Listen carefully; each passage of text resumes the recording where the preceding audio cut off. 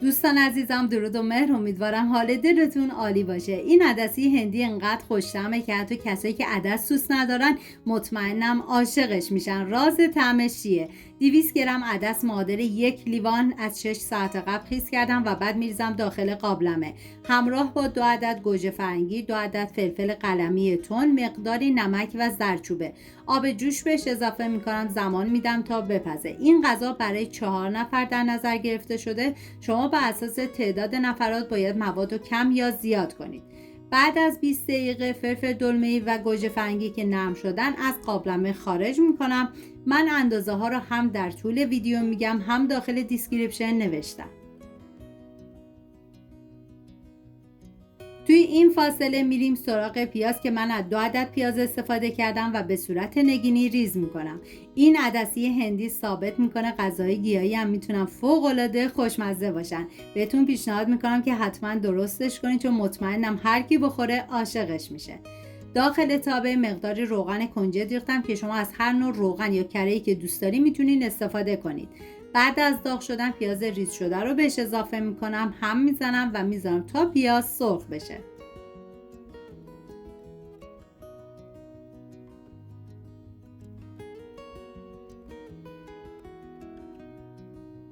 نیاز به 5 حبه سیر دارین که با دنده ریز رنده میکنم. سعی کنید که حتما از سیر تازه استفاده کنید. پودر سیر رو جایگزین نکنید، چون سیر تازه عطر و طعم این عدسی رو فوق العاده خوشمزه تر میکنه. سیر رنده شده رو به پیاز اضافه میکنم، هم میزنم و میذارم تا سیر یه تفت مختصری بخوره.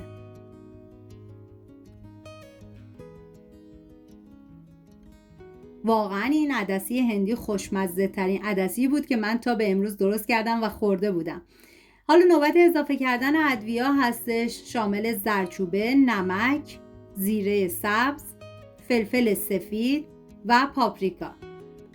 هم میزنم و میذارم ادویه ها تف بخورن و عطر ادویه ها آزاد بشه.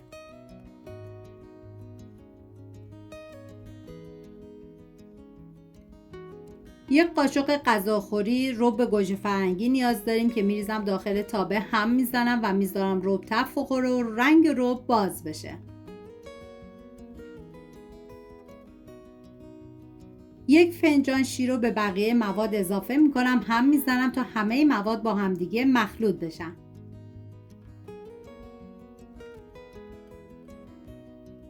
واقعا یه ترکیب عالی و فوق العاده خوشمزه.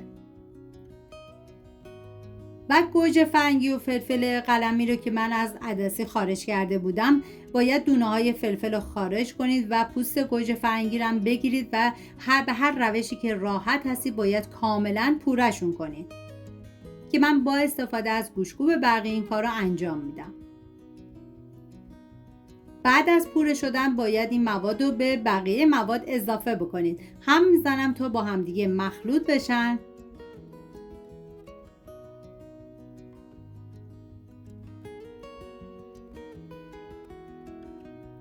و 1 عدد فلفل قلمی تندم باید تو مرحله‌ای که پیاز رو تف میدادم اضافه میکردم که من یادم شده بود توی این مرحله بهش اضافه میکنم، هم میزنم و بعد دیگه حرارت رو خاموش میکنم. میریم سراغ عدس که دیگه کاملا پخته شده. باید موادی که آماده کردیم و به عدس اضافه کنید. زمانی که اضافه کردید هم بزنید و بذارید به مدت نیم ساعت دیگه این عدسی بپزه و جا بیفته. 1 قاشق غذاخوری چاشنی اصلی این غذا گلپر هستش که بهش اضافه میکنم و نیم ساعت دیگه بهش زمان میدم.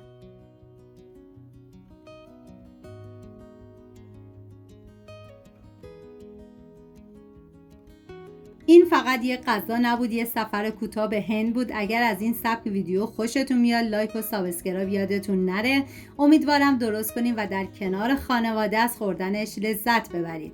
سپاس از همراهی همیشگیتون. تا ویدیوی بعدی مراقب خودتون و خوبیهاتون باشید. تا درودی دیگر، بدرود.